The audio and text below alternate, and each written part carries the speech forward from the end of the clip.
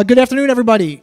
Here I am, my name's Glenn Whitman, and here I am, big hair and all, enthusiastically beginning my history teaching career in Spokane, Washington. And if this works, I can click. And here I am today, working with a current history student, Zane, personalizing instruction on a history paper he's revising. Now, what I want to tell you this afternoon is that I'm an exponentially better history teacher today than I was when I first started in 1991. And not only that, I'm exponentially better than I was 5 years ago. And here's why.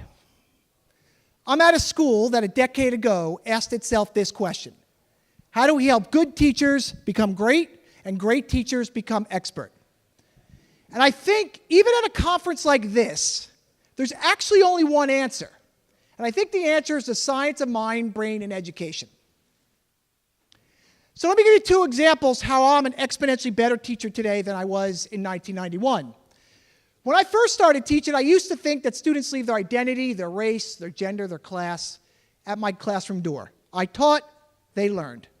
But what I know now is that making kids feel like that they belong, is actually more important than the more popular and well-known growth mindset. And that identity validation is really critical if we want students to learn at the highest levels. I also used to think in 1991 that this was the best way to do flashcards. But I now know today, based upon research on learning sciences, that we can design flashcards better, and that if you pair it with the spacing effect and the interleaving of old concepts and new, you can actually maximize making things stick better. Now, there are two ironies in education that prevent us from creating more expert teachers. Here's one. If I ask this audience what percentage of teachers at public, charter, and private school have foundational knowledge in how the brain learns, what would your answer be? So if you think it's 20%, raise your hand. Awesome. If you think it's 40%, raise your hand. And if you think it's 60%, raise your hand. All right, total setup for this session, right? Our research shows that roughly 20% in a self-reported survey, which means some are lying, actually have foundational knowledge in the organ of learning. And if there's only one educational truth, it will be that every kid will have his or her brain when they come to all our schools. The second irony is this. Oops, oh my God, how to go back? Is there a way to go back? There we go, thank you. Now, this is an all too real irony. The professional learning that we provide educators is very ineffective. So I'm at a school right now that has the only mind, brain, and education science research center based in a pre-collegiate school in the United States that has an international public purpose. And our work over the last 8 years has been trying to address these two ironies. Now, we've done it in some traditional ways. I wrote a book and co-authored a book called NeuroTeach that's being read by teachers at 27 different schools around the world. We have an in-person summer academy that brings 200 educators to our school each year. And yes, that is Patrick dissecting a sheep's brain that you can actually get delivered through Amazon Prime. By our best estimate, we've worked with, collaborated with, or shared our resources with about 25,000 educators in the last 8 years.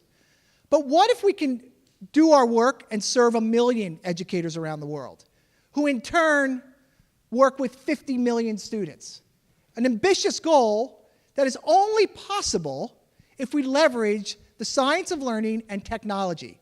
And we've been fortunate to be intellectual and philanthropic partners with the Chan Zuckerberg Initiative, as well as the Omidyar Group. And we have a great software partner, Talented, out of North Carolina, where we have developed NeuroTeach Global. And if the video worked, And NeuroTeach Global synthesizes the research in educational neuroscience into 12 micro courses that each deliver research-informed strategies using space practice and interleaving of concepts. We also use humor and novelty, as well as story, which are underappreciated in the professional learning of the adult brain and the adults in our schools around the world. It brings teachers together to collaborate and work together to elevate their knowledge about the learning brain. And here are some examples of our work. Here's a teacher in the Middle East who redid how she does flashcards, merely by taking our Learning Made Memorable micro course. And that teacher receives personalized feedback and data on her engagement and performance, as does her school principal and district leader. People on the platform also get to support teachers in under-resourced places around the world. The longer they engage with NeuroTeach Global, they accrue access to the platform for teachers, in this case, partners in Kenya. So I hope my story and my journey as a better teacher, my school's experience launching a research-informed center, and our innovation will ask you or challenge you to catch up with one of our team members here who look very much like their avatars, in so much that we can either work together and collaborate to bring a micro course, a track, or all the whole child content that informs NeuroTeach Global to your schools and teachers around the world. Because every day, every student deserves a teacher and school leader who understands how the brain learns, works, and thrives, and NeuroTeach Global is that solution. Thank you very much.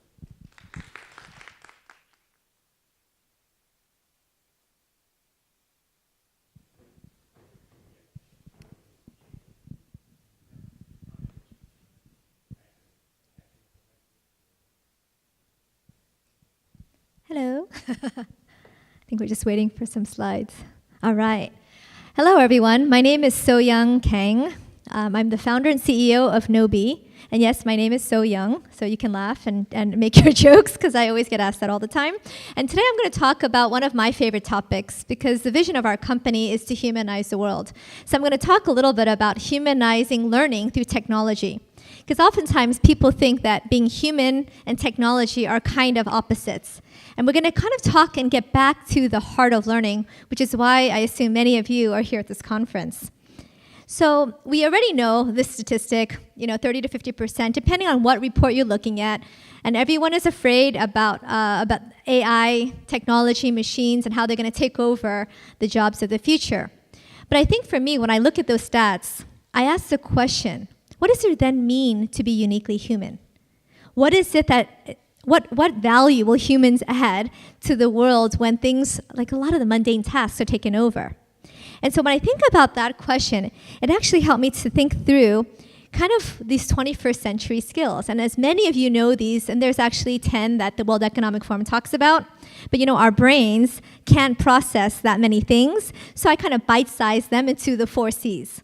And the 4 C's actually are really around creativity, communication, collaboration, and critical thinking skills. And these are the very things that I think robots and AI still have a long way to go before they can figure this part out. So there's good news for everyone. As long as we develop these skills, you will still have a job, and you'll still be relevant in the future. But the challenge is when you think about that and being human, how much of our learning is actually fostering those things? I'm standing here talking at you, which I actually don't like to do. I prefer to participate and engage with you. And if those were of you who were here in the last session with Clarissa, freaking awesome. So she was engaging with us, and because of that, I will totally remember neurologically what she did about the and the fear, because I experienced it. And so when we're talking about the learning experience, it's not about just talking at you, but engaging you to actually critically think about the content that's being delivered.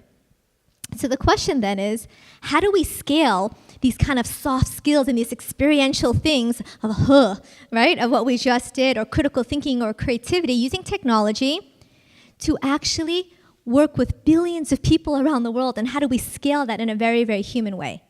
Is that possible? And that's what I think about every day. So imagine if tech could be used to empower people to just be better, to be whatever, ... Be more confident, be more capable, be more productive, be smarter, be more creative. Imagine if every single day you would get delivered on your little mobile phone, because we carry that thing. 80% of us take that thing to the bathroom, right? So raise your hand if you take your cell phones to the toilet. Okay, so a very, very shy group. Only half of you raised your hands. So the other half are just shy. That's okay. I think you need to go to Krista's session on Brave Your Fear. But actually, so most of us do.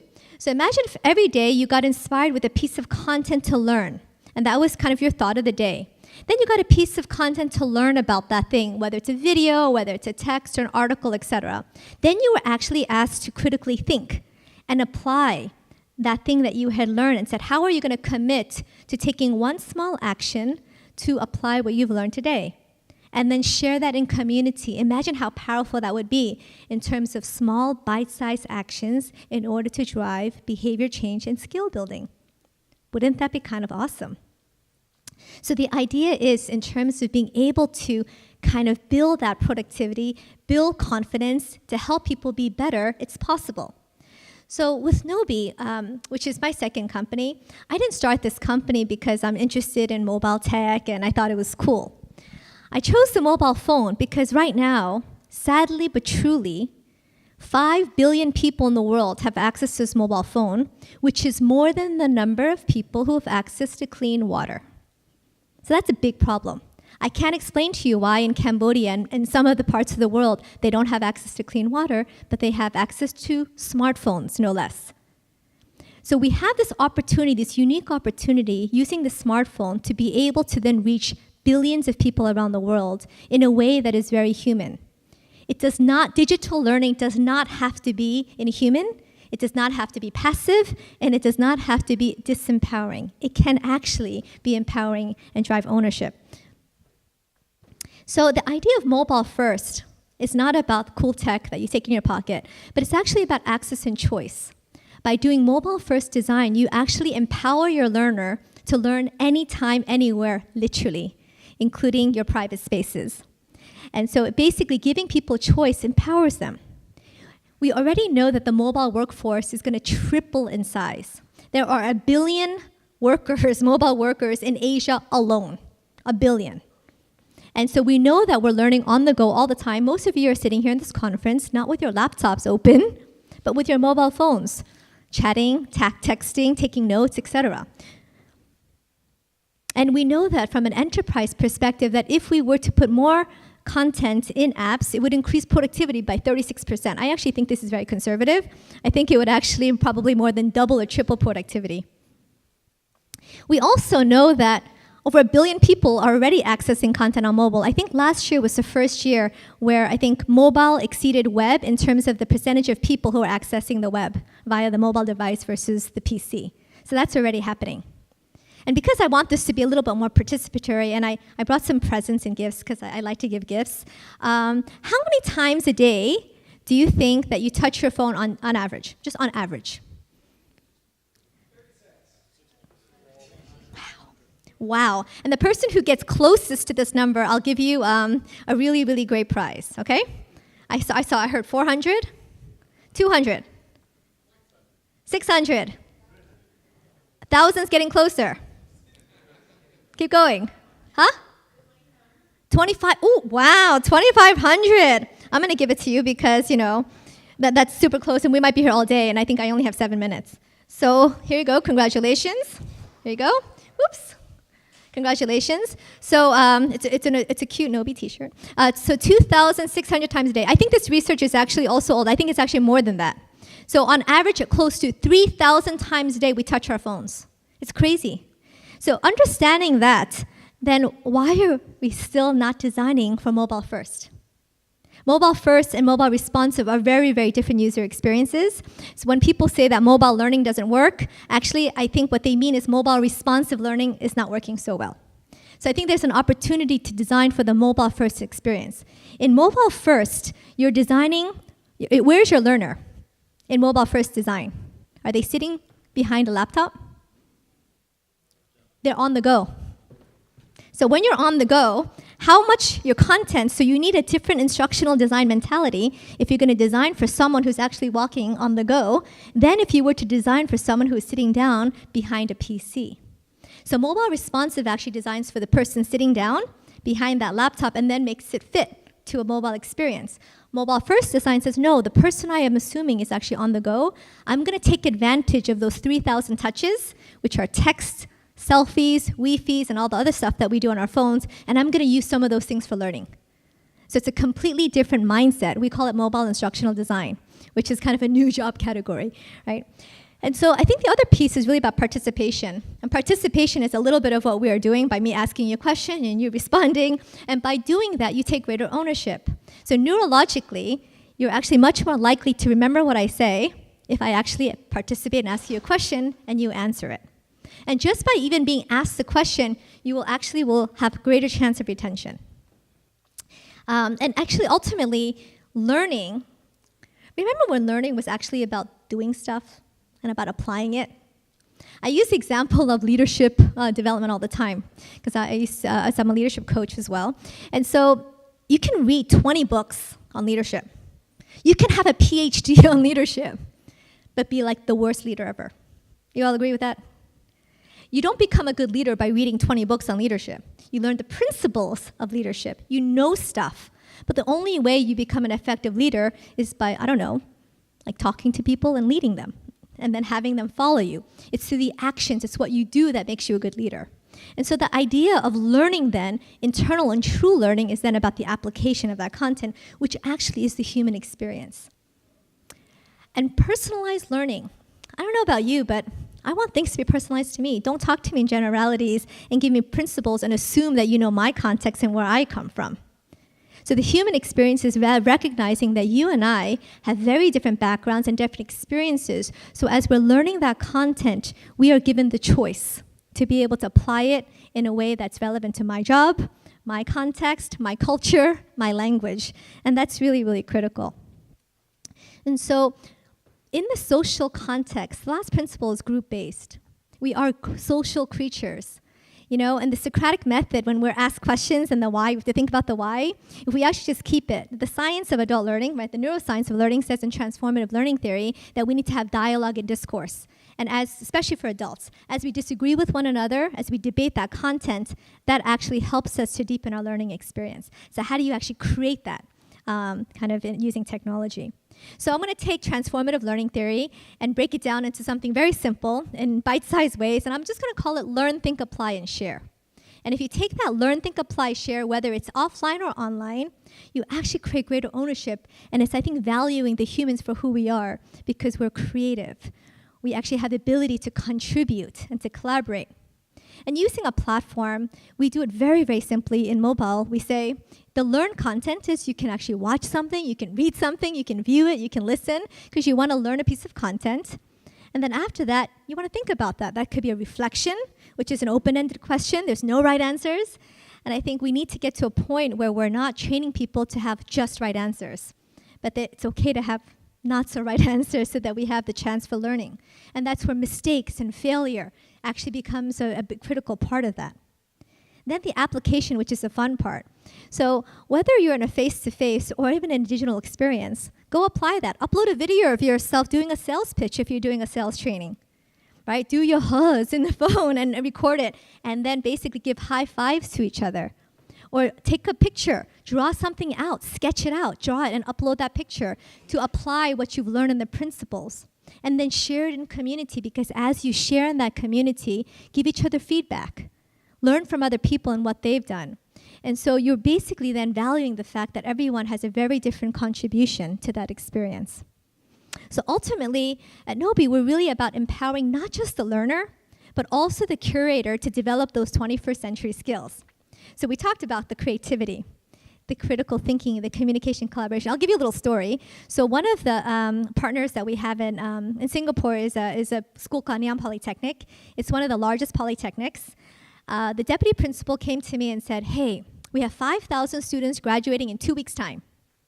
And we would like to give them the gift of lifelong learning. So we want to create 3 little micro courses in your platform. And can we do that? We have 2 weeks left. And I was like, oh, that might be slightly challenging, but let's see if we can do it. So in 2 weeks, they had 50 lecturers get trained in an hour, sat together, 50 of them, and spent time creatively collaborating to come up with not 3, but 4 topics, which they launched to 5,000 students in 2 weeks' time. And when I interviewed them, and I assessed the impact, and I said, how did it go? She was like, it's amazing. It was actually more for the lecturers than it was for the students. I said, what do you mean? I thought this was for the students. She said, well, because by actually getting them to collaborate together, they were able to be very creative. And some of these lecturers were so used to the old style of teaching that this actually forced them to think in bite-sized pieces and get to the point and use creative methods to be able to create that. And they had to communicate with each other, and they had to be clear in their thinking, because bite size is much harder than long paragraphs and long books. It requires a much sharper thinking. So was actually able to develop all 4 of those skills actually just in the creation process. And so ultimately it has to be easy. Anyone should be able to create content and be empowered to create. I think children like to play Minecraft because they create content and they get to create their own worlds.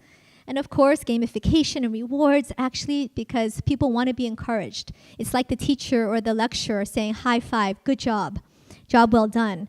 And something about that human experience, we want to be appreciated and recognized. So ultimately, learning, sharing, application, and when we do those things, that's what really drives true learning in a very, very human way. And so the good news is that, at least in our experience, humanized learning actually seems to be working.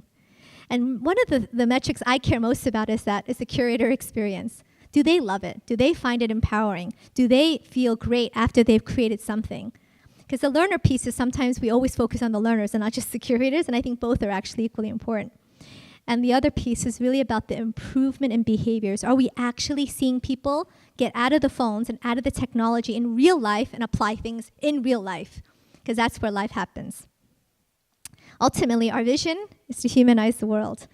And so we thank you so much and we invite you to join us on our journey. Thank you very much.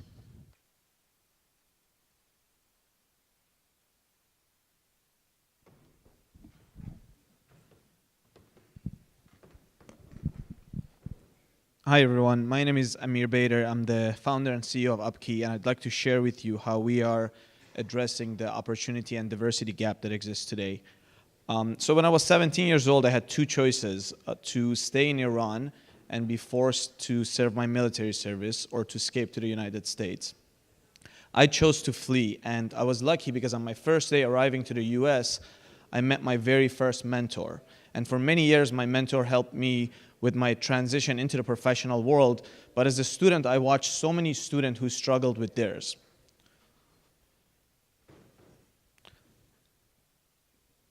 The reality is that the door between great students and good companies is closed.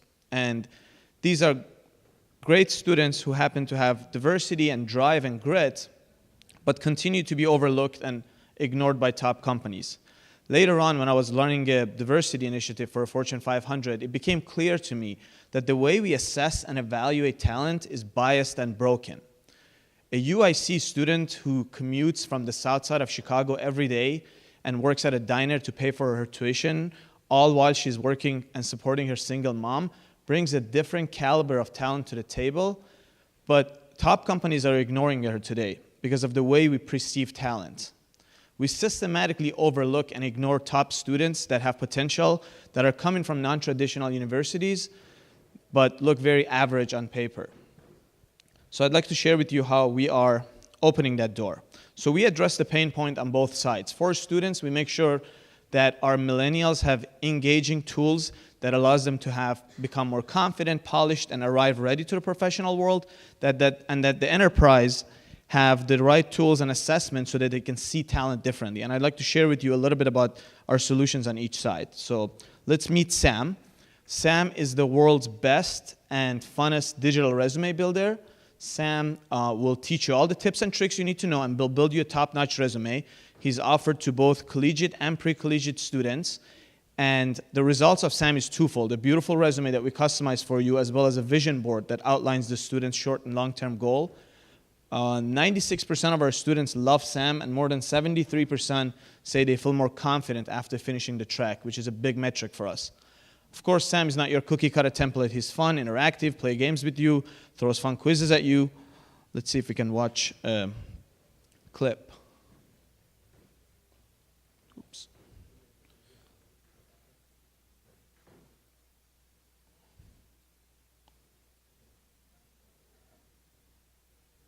Working? No?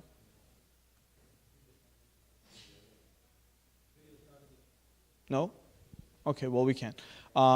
Let's skip the video for now. But essentially, Sam is interacting with students and making sure they're engaged and having a good time. Obviously, once we give you a beautiful resume, you've got to start working on your pitch, and that's when you meet Gina. Gina has a pet peeve, and that's bad storytelling. And so Gina helps students put together their elevator pitch, and she's our digital elevator coach. And by the time Gina is done with students, they all walk away with a very concise and confident elevator pitch. And once we got your resume set up and you've got your pitch down, you're going to have to meet Margot.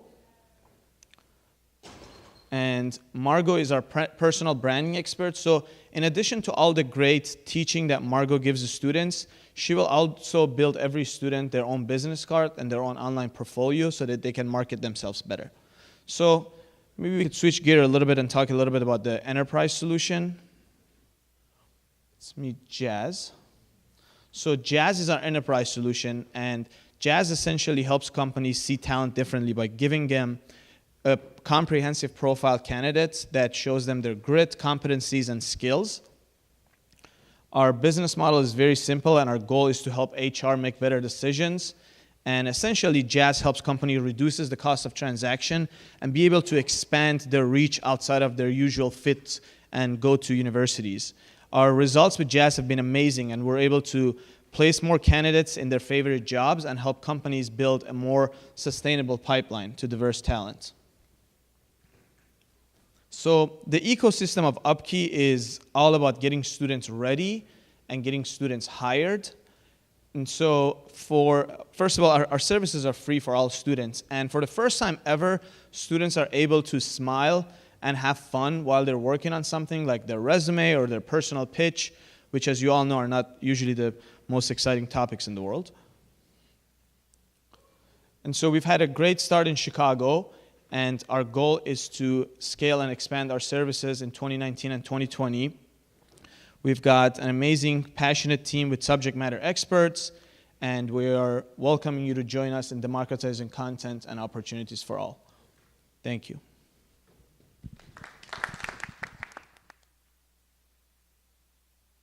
Well, I don't have any presentation. My name is Paul Kim. I'm the Chief Technology Officer and Assistant Dean at the Stanford University Graduate School of Education. I don't have projects like yours, but I have a hobby that I like to share with you. I care about student questions. There are two types of questions that I like to kind of consider and then see what the difference is. So type 1 question. What islands were annexed by the U.S. government in 1898? Do you know the answer to that? What islands were annexed by force by U.S. government in 1898? Hawaii. That's a type 1 question. Type 2 question. If CIA hadn't been involved in the coup in Iran in 1953 with an operation named Ajax, what would be the relationship between U.S. and Iran be like today? Much better. But who knows, right? That's a different kind of question. Do you see the difference between the type 1 question and type 2 question? Not yet? I'll give you another example. Type 1 question. In the air we breathe, which gas has the most portion? Oxygen, nitrogen, hydrogen? Nitrogen? All right. You memorized it. Type 2 question.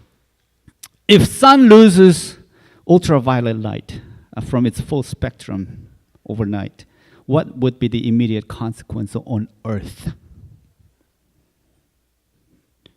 Can you Google that question?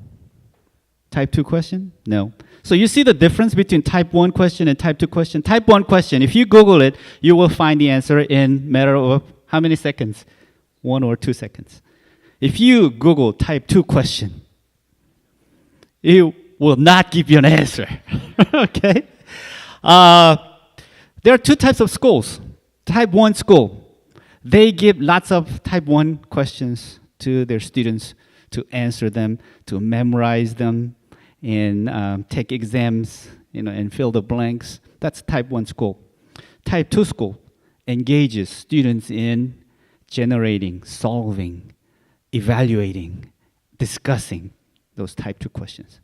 Imagine, I think you guys went to type 2 schools, right? No, I wasn't lucky. I went to type 1 school. I didn't like any bit of the schools that I went to in the K to 12. But imagine if you were able to collect every single student's questions from grade 1 to grade 12. Imagine if you have all the questions, type 2 questions, and have a database. What do you think we can learn from it? A lot of personalization, a lot of what they're thinking in their brain, and what career they might be interested in, right? That sort of things. What if we were to build a deep learning model based on type 2 questions? If I have collected billions of type 2 questions from around the world, schools that have internet access, you can collect the students by engaging them in a project called SMILE, Stanford Mobile Inquiry-Based Learning Environment. That's the name of the project. And for schools that are in remote areas without electricity, without internet, you use SMILE Pi, which runs on a battery, and collect questions. What if you collected questions from around the world and have a database and made a deep learning model and have a friend for your children that can engage your children in conversations, like natural conversations, and guide them and answer them, all those things? What if you had such system? Do you think that could be a friend to your child, or not so good idea? Not sure? Let me try this. Okay, Google. Talk to Stanford SMILE. What great questions do you have in mind? Let me evaluate your question. What is a great question to you? Why don't you come up with a question that triggers hypothetical situation or condition which invokes a whole new possibility? For example, a question such as, what would be the overall implication if everyone drives electric vehicles and everyone needs to charge them at the same time at night, would be considered a great hypothetical question. If all is well, please share your great question. What is a level 1 question? A simple factoid question is considered a level 1 question. If all is well, please tell me a great question. What is a level 5 question? A level 5 question triggers a high level of imagination and creative thinking while answering with deep reasoning and analyses. For example, a question such as, what if the Confederates won the American Civil War, what would the consequence today? Would be considered a level 5 question. If all is well, please share your great question. What is the capital city of California? That's a very intriguing question, and that's what I really wanted to say. However, your question may be viewed as a simple question. Your audience will probably come up with a simple answer. Your question is considered a level 1 question. Please tell me another question. What if sun loses its ultraviolet light? What would be the consequence on Earth?